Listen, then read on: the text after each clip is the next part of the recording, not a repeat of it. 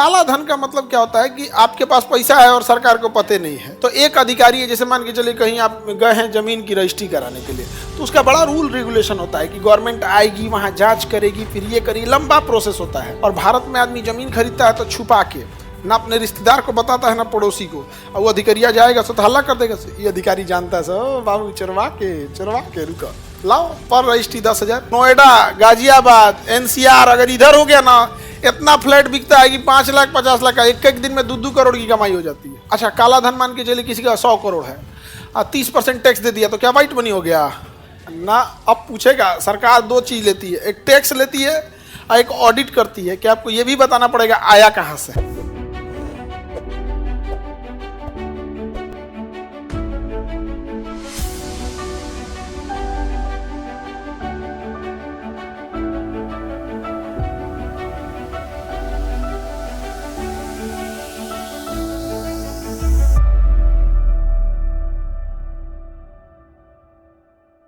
समांतर अर्थव्यवस्था, अंग्रेजी में क्या कहेंगे? Parallel economy. कौन सी economy? Parallel economy. Parallel economy, इसमें क्या होता है? काला धन। कौन धन? काला धन को हम क्या कहते हैं? Parallel economy. काला धन को क्या कहेंगे? Parallel economy. पैरेलल इकोनॉमी किसे कहेंगे? काला धन को। काला धन का मतलब क्या होता है कि आपके पास पैसा है और सरकार को पते नहीं है, इसी को क्या कहेंगे? काला धन। समझ में आ गया कि नहीं आ गया? लड़की लोग, तुम लोग का नौकरी नहीं होगा ना, तो पापा तुम लोग के लिए वो काला धन उठा के लाएंगे। समझ में आ गया कि नहीं आ गया? वो कहा एक दू को बैठल है काला धन। समझ में आ गया कि नहीं? वो काला धन नहीं वो हमेशा के लिए काला धन है। वो देख देख कहोगी यार काला धन मिल गया हमको, काला धन। तो तुम लोग पढ़ाई करना नहीं तो क्या मिलेगा? काला धन उसे कहते हैं जिसमें आपके पास पैसे हैं और ज्यादा पैसे हैं, लेकिन गवर्नमेंट को पता नहीं है, उसको हिसाब नहीं है। जैसे कोई अधिकारी है, क्या है? अधिकारी है। तो एक अधिकारी है, जैसे मान के चलिए कहीं आप गए हैं जमीन की रजिस्ट्री कराने के लिए, तो उसका बड़ा रूल रेगुलेशन होता है कि गवर्नमेंट आएगी, वहां जांच करेगी, फिर ये करेगी, लंबा प्रोसेस होता है। और भारत में आदमी जमीन खरीदता है तो छुपा के, ना अपने रिश्तेदार को बताता है ना पड़ोसी को। और वो अधिकारिया जाएगा तो हल्ला कर देगा, ये अधिकारी जानता है सर, बाबू चरवा के रुका लाओ पर रजिस्ट्री 10,000। पर रजिस्ट्री 10, ना तो जाके हल्ला कर दे तो। अच्छा, वो गलत क्या कर रहा है? उसका तो रूल है, गलत तो आप कर रहे हैं। तो कहेगा पर रजिस्ट्री कितना? 10,000। और पर रजिस्ट्री 10,000 भी लेता है। दिन भर में एक रजिस्ट्री ऑफिस में कम से कम 500 रजिस्ट्री हो जाती है। बड़ा बड़ा रजिस्ट्री ऑफिस में 500-500 होता है। उससे ज़्यादा छोट रजिस्ट्री के बोल रहे हैं, जैसे पटना जैसा एरिया में तो 500 से ज़्यादा होता है।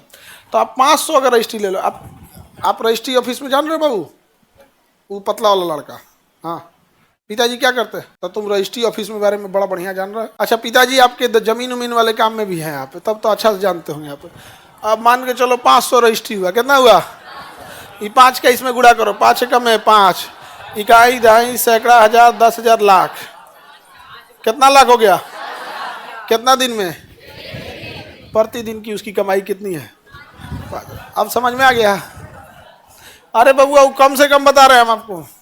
ले गया वो 5 लाख, हाँ 50 लाख ले गया, तो ओवरों से देर ले जाते हैं सर। नोएडा, गाजियाबाद, NCR अगर इधर हो गया ना, इतना फ्लैट बिकता है कि 5 लाख 50 लाख का एक दिन में 2-2 करोड़ की कमाई हो जाती है। लेकिन वहां जाने के लिए भी, ट्रांसफर करने के लिए भी पैसा लगता है। अगर आप वहां ट्रांसफर चाहते हैं तो ज़्यादा पैसा देना पड़ेगा, तो बहुत ज़्यादा कमाई हो जाता है। क्या ये कमाई उसके अकाउंट में रहेगा? कैश में रखेगा। कैसे रखेगा? कैश।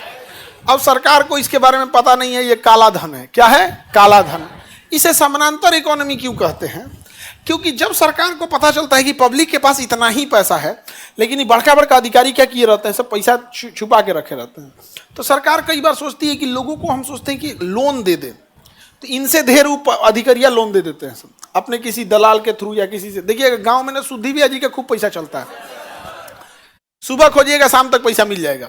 अब बैंक में कम से कम 2 महीना चक्कर लगाना पड़ेगा, फटाफट सूद ब्याज पे क्या करता है? पैसा मिल जाता है। ये कहाँ से आ रहा है? काला धन। तो वो है, क्या कहलाता है? समानांतर अर्थव्यवस्था। कौन सी अर्थव्यवस्था? क्या काला धन? अच्छा, काला धन मान के चलिए किसी का 100 करोड़ है, 30% टैक्स दे दिया तो क्या वाइट मनी हो गया ना। अब पूछेगा, सरकार 2 चीज लेती है, एक टैक्स लेती है और एक ऑडिट करती है कि आपको ये भी बताना पड़ेगा आया कहाँ से। ये भी बताना पड़ेगा आया कहां से। टैक्स तो देना ही देना है, लेकिन ये भी बताना पड़ेगा आया कहां। अभी बताओ, जो बिना काम किए काला धन के रूप में 100 करोड़ कमा लिया, उसको 30 करोड़ टैक्स के रूप में देने में कोई अफसोस होगा? लेकिन प्रॉब्लम बस ये है कि देगा तो फंस जाएगा, देगा तो। अब क्या करते हैं सब, हवाला का कारोबार करेंगे सब, यहां से विदेश में भेजेंगे सभी पैसा। विदेश में नोट बांध के जाएगा? नहीं, सोना खरीद लेगा सब। क्या खरीद लेगा? सोना। या फिर एक्सचेंज कर देगा। क्या करेगा?